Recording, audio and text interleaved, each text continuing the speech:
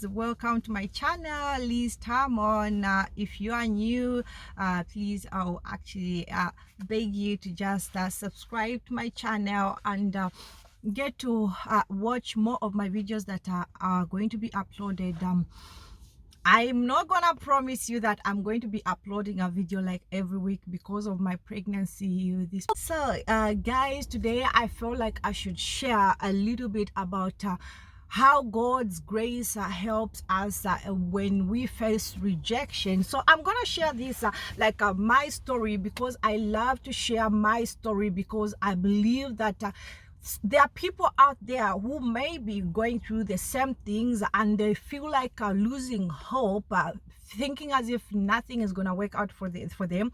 But I want to assure someone out there to say God's grace is sufficient for you. So for me, I want to just explain about how I've faced rejection so many times, but the grace of God is so sufficient, and it makes me overcome certain things that comes on my way. So I grew up being rejected. Honestly speaking, most of the time I was rejected, be it at home, be it in school. Throughout my school life, I never enjoyed that much, and I felt like rejection also, it makes you to be depressed, it makes you to lose your mind, it makes you also to if you are at school, your performance goes a little bit down because of being rejected, because of being treated badly,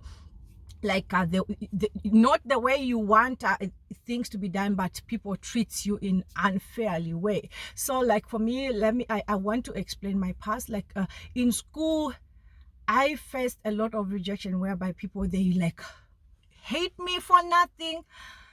Sometimes in class, people, they just treat me, give me sorts of names and stuff like that. But all in all, I end up achieving certain things that I don't deserve. I become the Montress. I remember in my secondary school, I remember there was a time whereby most people, they could call me sorts of names, they could tell me every kind of thing that could hurt my heart.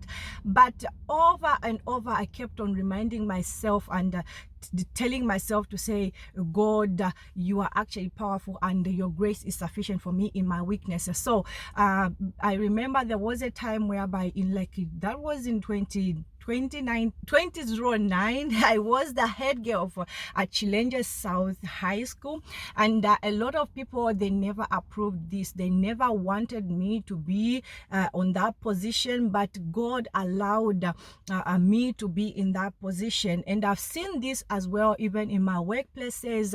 I've worked as a maid throughout my life. Even here in Europe, I've worked out as a cleaner. And I want to share this. When I was working back in Africa, all the time I faced with my colleagues, they could just hate me for nothing. They could just express their bad things. But at the end of the day, you find that my bosses could love me. So this was the grace of God that could just pave a way whereby when people think as if you don't deserve certain kind of things, God makes you He perfects your things until you go through that rejection. And even when I was dating my husband, I remember a lot of people could call me names, could tell me all sorts of things, even relatives telling me, you don't deserve this man, you don't deserve to get married to a white man, look at you, oh, look at the way you look, oh, from head to toe, look this and that. But all in all, God's grace is sufficient. He made me who did not I could not deserve anywhere. From the way people see it, they feel like I don't deserve to get married to my husband, but God allows me to get married to him.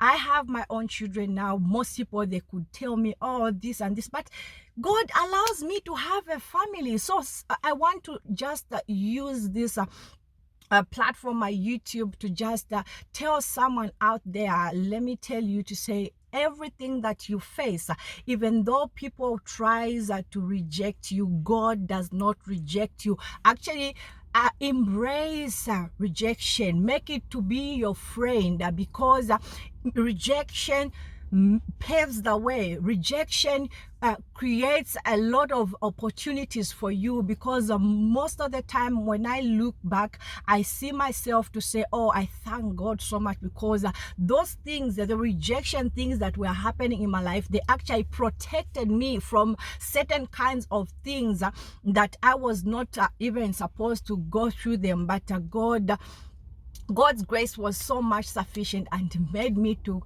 pull through. So I want to urge you, please don't allow any person to treat you badly. You should know your position, have patience, have faith in God. Believe that in every difficulty that you may be facing, God's grace is sufficient for you. God is not gonna leave you to just stay stuck in that situation that you are in. He will actually make a way for you. In every rejection, God is actually mending you. He's helping you to be groomed, so that later on you can use your story like now I find myself telling a lot of people going through rejection, advising them, using my story, telling them to know their positions, to just know that even though people don't accept them, that does not matter. What matters is them. They should know that they carry a perfect position in Christ. Christ has given them everything that they should actually get to love themselves more. This is why when you look at me, I don't compete with any human being. I don't want to be in a place of other people. I want to live my life, because I've realized that I can't change certain things because of people. I can't make myself to be what people want me to be. I have to be me in order for me to operate in a good way. Even though I can't speak so good English, I have to speak what I can manage. Even though I'm not rich, I have to embrace and be thankful over what I have, and be happy for that. Because if I'm not happy, I want to be someone else who I am not, that will actually give me depression, because all the time I'll be envying other people who have better things that more than that, the things that I have, and which is not so good, because you're telling God to say you are not happy about the little things that you actually have. So let me tell you out there, maybe you might be facing rejection. You might be in a position where you feel like you are being pressured by people. They want you to be someone else who you cannot portray. Please love yourself more than any other thing. And the moment you get to love yourself, you will understand that you carry a very big giant in you that will actually make you pull through in everything that you actually face. And please spend time to love yourself before you love other people. It is very important. Then you will be able to give out that love. When someone wants to be loved, you will be able to give them that love. So